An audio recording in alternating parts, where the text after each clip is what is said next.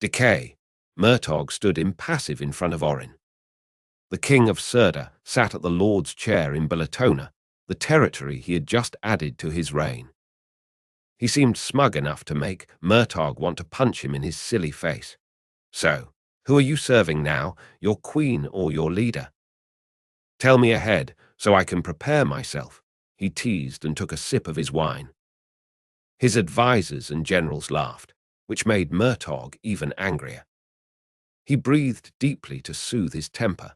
I am here to negotiate, as a rider would, and to enforce the law that unifies the entire Alagaesia. And have I broken any law? I have been watching closely, King Orin. You will know if you or your men do. For now, I ask that you release the members of the Queen's court that you've held captive. They do not pose a threat to you or your men. The order can assure you that. Orin laughed loud in mockery, as he did not care about the prisoners and wished to see them gone. He waved his hand for his squire to do what Murtogh requested, that easily. He must be very confident that the elves will win this war for him. His confidence should be bottled and sold as a delicacy. Thorn responded, I am also here to propose another chance for negotiation between you and Queen Nasuada. This war is not in the benefit of Alagaesia and its population in the Brodding Kingdom, do Weldenvarden or Serda. All humour was gone to the mention of a truce, for Orin rose to his feet and leaned against the table. No more talking. When I wanted a chance to rise to the throne, no one would give it to me, not your lovely wife, not the elven queen, and obviously not the boy you call your leader.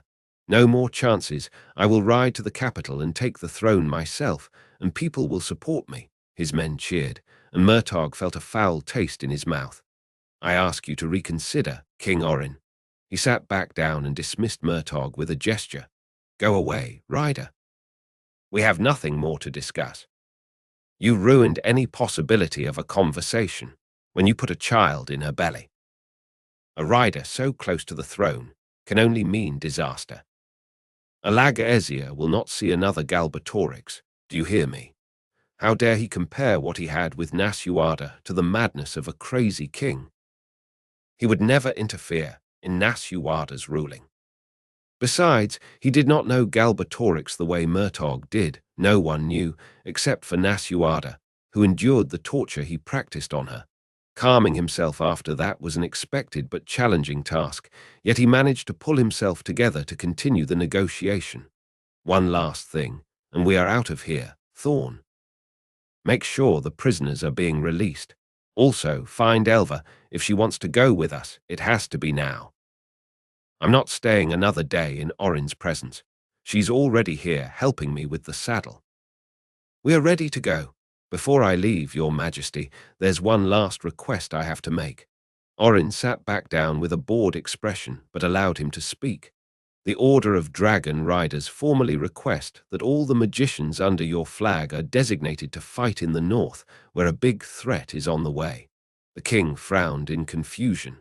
Pardon me, rider. I must have missed a part of what you just said. You want me to give my magicians to you? Not give, they are not properties. I am asking that you would send them to fight in the north with us. And why would I do such a thing? This invasion of dark forces threatens the whole Alagaesia, not only Queen Nasuada's territory. Queen Arya has already fortified the forest. Head rider Eragon is working to relocate the riders to protect the land, and even the Urgles have arranged to move their troops north. They say it's a good chance to prove themselves now that this year's games have been cancelled because of the war. I was wondering when would the Urgles appear to save Nasuada's day, but now I know they will not. Thank you for that. Orin showed a wicked smile. Murtogh did not care that the king thought that he had just given up the position of Nasuada's allies. She had plans for the Urgles that would not join the northern forces, and that would be a big surprise to the Serdans. He wished simply to finish this conversation and leave. So, what will you do, King Orin? This is not the time to divide. We need your forces in the north. Orin seemed to think for a moment. Then he called one of his advisors. an odd man with a black robe and amber eyes. His hair was so dark that the contrast against his pale skin that made him look like a living corpse. Besides pale, his skin looked thin as a paper sheet pulled back on his face. A lot of magical experiments gone bad, I suppose. Thorn opined, and he could not agree more. They exchanged a few words to which Murtagh didn't have access, possibly blocked by a protective spell cast by the man. Then the advisor backed away and Orin cleared his throat, finally coming to a decision. How many magicians do you need? All of them. And how will I protect my troops against Duvranga? You won't need to. This is not a magical war. You can fight with your weapons and leave magic aside. Murtagh saw the advisor rolling his eyes, mocking his words. Have you forgotten about the elves? He had not. In fact, they were the biggest issue in his mind since the moment he saw the dead bodies tinging the floor of red by the road to Illyra. I have already talked to their leader, Lord Falael. It seems they don't have any plans of fighting on your behalf for too long. They are already preparing to head back to Elismera. Orin's sour face was priceless, and Murtagh swore to reproduce it on a faith to his brother when he had a chance. Did Orin really think he would not include the elven army in his plans? So you heard about that. Ha! Orin said, deflecting Murtagh's stare. The truth was that Lord Falael could not wait to get his hands on Arya's crown, as it seemed to Murtagh from their brief conversation. He expected to find her on the battlefield, and now that she was gone, the natural course of action was to hunt her until he had her. Or that was what Murtagh got behind all that riddles and indirect answers. He sounded threatening, but also threatened. It was possible that he was not acting alone, but under a more powerful person. A single promise that he would not be held responsible by the Order for any war crimes committed. Until then was sufficient for him to swear not to fight alongside Orin for now. With the elves gone, Nasuada could have her fair fight. He did not have the chance to say more, because Orin said if first, I will send my magicians to fight in the north with one condition. Murtagh was expecting that. That Nasuada sends her magicians as well, and we have, as you said, a clean fight with our weapons and no magic involved. He was most definitely expecting that, and it would not be a problem. It was the natural course of his negotiation that both armies would refrain from the use of magic. It is only fair, Your Majesty. I will come back to apply the agreement in the ancient language and guide your magicians once I get the same from Queen Nasuada. I cannot wait, Ryder. Orin had his wicked smile back, and it seemed like a bad omen to Murtagh, but he was not a man to believe in bad omens. Was he on his walk back to Thorn, he saw that despite the dirty games he played, Orin was merciful when taking new territory. People's lives seemed normal if it weren't for the soldiers wearing a different color patrolling the streets. At least he's being decent with the people of Bellatona, he commented to Thorn. Our work here is done, my friend. Let us go home. He also saw that many of the Brodding Kingdom courtesans were being escorted out by soldiers so they could leave town. Well, if Orin couldn't keep prisoners, then it was understandable that he would not allow his enemies to sleep inside his gates. When he got to Thorn, he saw that Elva was sitting on his front leg, casually picking under a nail with her hunting knife. Good friends, you too. She's a good companion. A quiet one, just how you like your companion to be. Thorn hummed with humor. Ready to go, he asked. Elva did not say anything. She simply jumped to the ground and headed for Thorn's saddle. I must say, Murtagh began as they arranged themselves on top of the dragon. It's very curious to see how you're still willing to keep your duty to protect Arya after all that happened. She leaving me behind, you mean? He did not want to put it like that. I have a deal with someone, and I'm not one to back away from a situation just because it got a little complicated. Fair enough. To Illyra, then. After 2 days since her arrival in Illyra, Arya still felt lightheaded. The betrayal she witnessed stung her heart, but mostly confused her mind. She knew that tensions were rising in her domain, but never expected it to explode in betrayal so soon. It was not like the elves to act so harshly against their own, which made her think that by betraying her, her opposition was finally putting in action the idea of elven primacy. But to be allied with humans just to end them later seemed too evil even for the worst of the beings that Arya thought her traitors to be. She still had to find out who orchestrated the coup, and if there was someone already sitting on her throne. She thought of, no, it was not like her to. She scratched that thought and took a deep breath. She hadn't left her quarter, the one she would use when in town, in one of the Emerald Towers at all in 2 days. Vernon had given up trying to make her see the light of day or the stars at night. Instead, he kept his tongue to himself while comfortably set in the dragon hold. Arya refused to go to Anga immediately the way he wanted, and that caused a conflict bigger than she anticipated. Also, she planned to regain her power as soon as possible, so running was not an option for her. Arya, he called, I know you do not wish to talk to me, but you must face Nasuada sooner or later. Besides, you must speak to Eragon about what happened. She agreed with him, but Eragon would certainly suggest that she would run away as well, and she wasn't sure if there was enough energy inside to fight them both. It was a cloudy afternoon that Arya wished to spend in her room, reflecting on her next steps, not discussing the plan for her escape. However, Vernon was right. Part of Nasuada's defeat was her responsibility, for she should have thought about the possibility of being betrayed by the ones that so clearly wanted to see her dethroned. Arya didn't answer, but got out of bed to do as he said. Go scry Eragon first, then see Nasuada. Will you tell him about your failed pregnancy? Vernon asked delicately as she waited for Eragon to appear on the surface of the mirror. Arya took a deep breath, feeling her heart clenching. It was still painful to even think about that subject. If the winds are favorable, Arya. Stop running from him. I'm not running from him.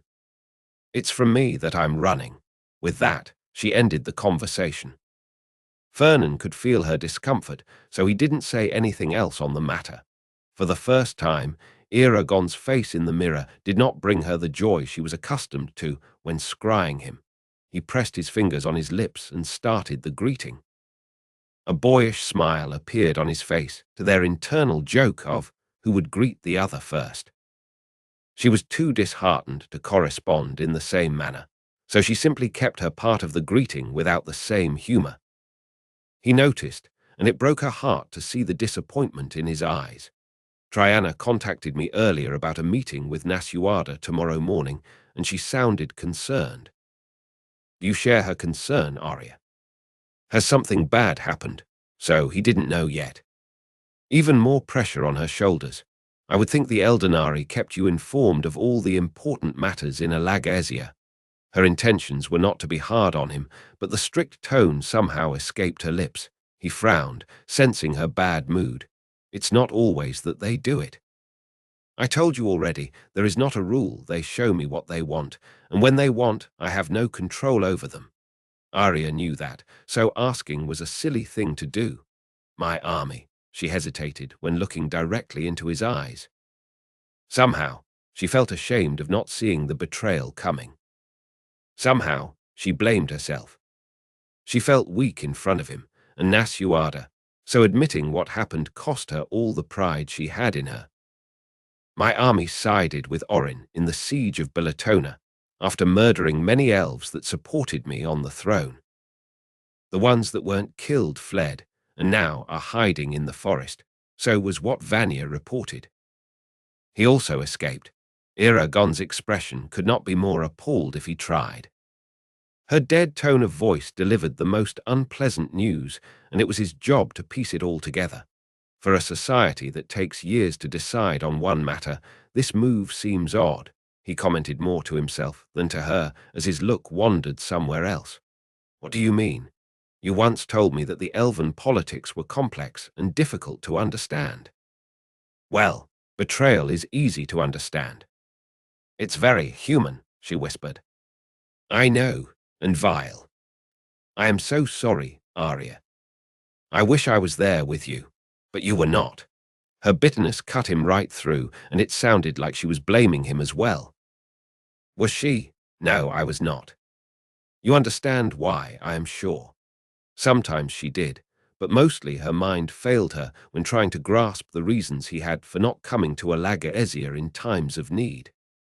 Mount Anga was quickly becoming self-sufficient, and the riders had a good training system with not only Eragon but the elves, dwarves, and Urgles who were masters in their crafts as teachers.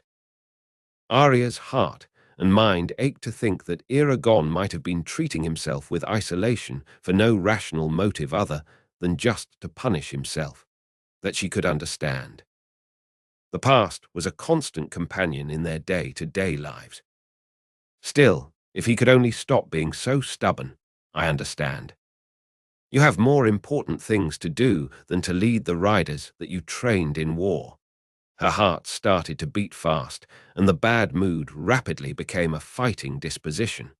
I also understand that it's what you want, isn't it? For me to get in conflict with my people and lose my crown, so I am free to go live with you. Her eyes were feral, and Eragon couldn't seem more confused by her attacks. Arya. That's highly inappropriate, to blame him for the things he cannot control, and neither do you. What do you mean? That I want you to be overthrown. That I would like to be involved in a civil war. What terrible idea you have of me. He looked even more disappointed. Arya sighed. Little did he know that he was already involved. When the opposition would lay their reasons for distrusting her as a rightful ruler, her proximity to Eragon was always a strong one. They feared his influence on her. It is common for people to attack what they fear, as she learned throughout the years. I don't know what to think, she said, just not to give him the impression that she was hiding his participation in the political conflict she had. I just wish you could support me right now, but I do. I just can't go to Elismera and fight for you. And if I could join you there, it wouldn't be fair that I'd pick a side, just like Murtagh is doing with the war between Serda and the Brodding Kingdom. He's mediating only. But I can do more. I can send someone to mediate the conflict, maybe Avelina. She shook her head.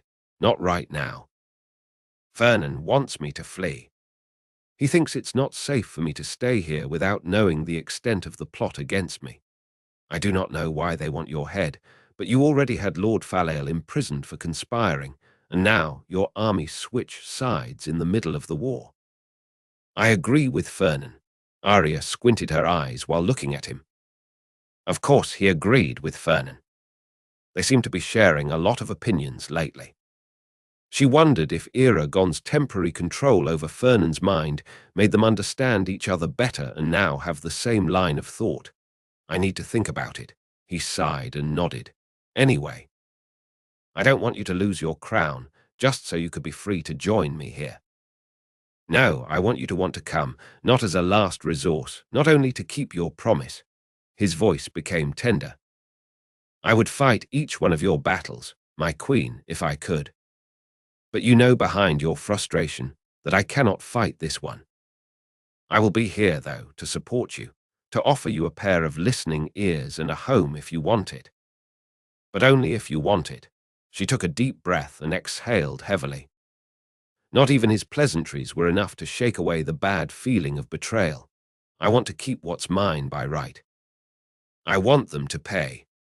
But right now, I want you to think harder about what you can do to help not only me, but the ones fighting all over the land. You are needed, Eragon, more than you think. Pressing her fingers on her lips, she ended the spell without giving him a chance to answer. So the winds were not favorable, I suppose. No, they were not. It may take a while before they change, and the sky is clear again. You're suggesting that I run from my kingdom, that I escape the fight. Nasuada was feral, standing next to Arya and Murtagh on the other side of the mirror. They were conferring in the throne room in her castle, behind closed doors, hidden from the prying eyes that could look through the windows, covered by the heaviest curtains. It was the meeting Triana had set for Nasuada and Eragon. Arya and Murtagh were summoned by the Queen so they could discuss the next step together. No, not escape, but recollect.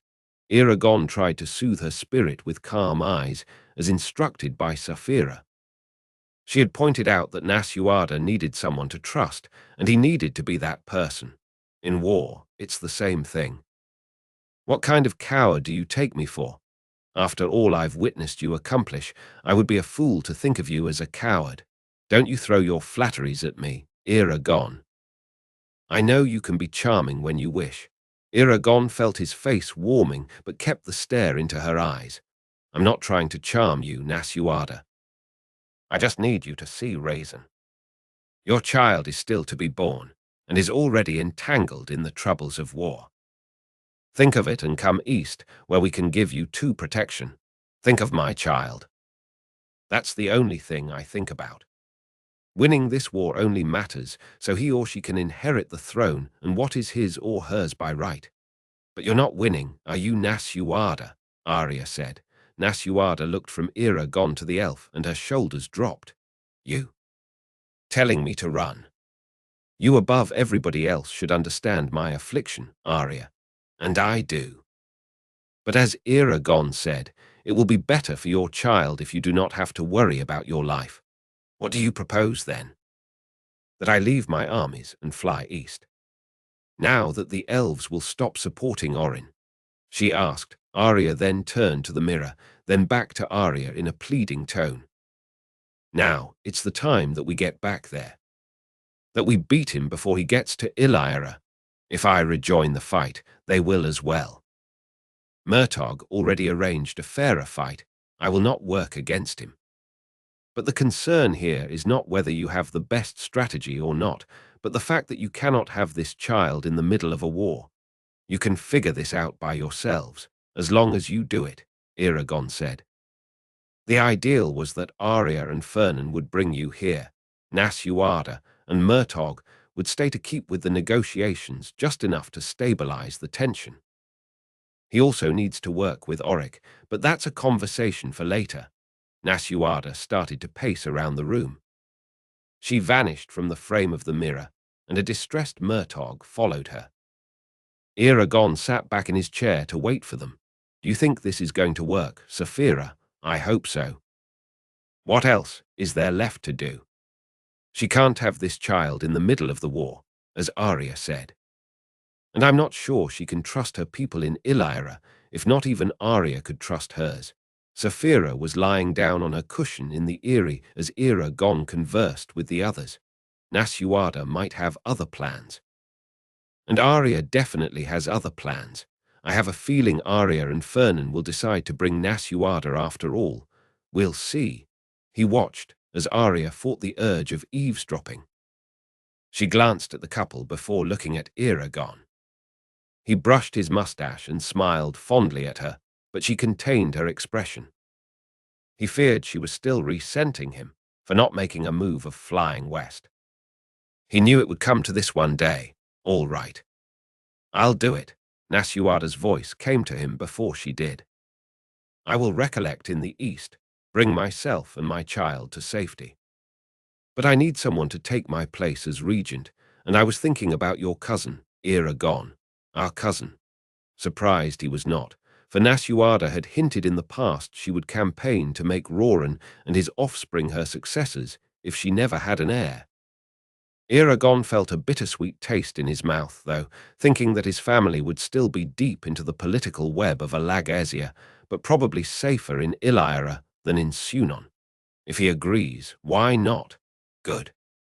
I will sort this out with him directly, and will get back to you so we can agree on the details of my departure. Eragon could barely contain his relieved sigh. I will be waiting. Now, Murtogh, tell me about the meeting with Orin. Murtogh told him about the agreement in sending the magicians to fight in the north, as well as the conversation with Lord Falael. Arya was enraged to hear that he planned to hunt her to see her dead. It was her time to pace around, mumbling obscenities in all the languages she knew. Her favorite to swear on Eragon recognized as being dwarven.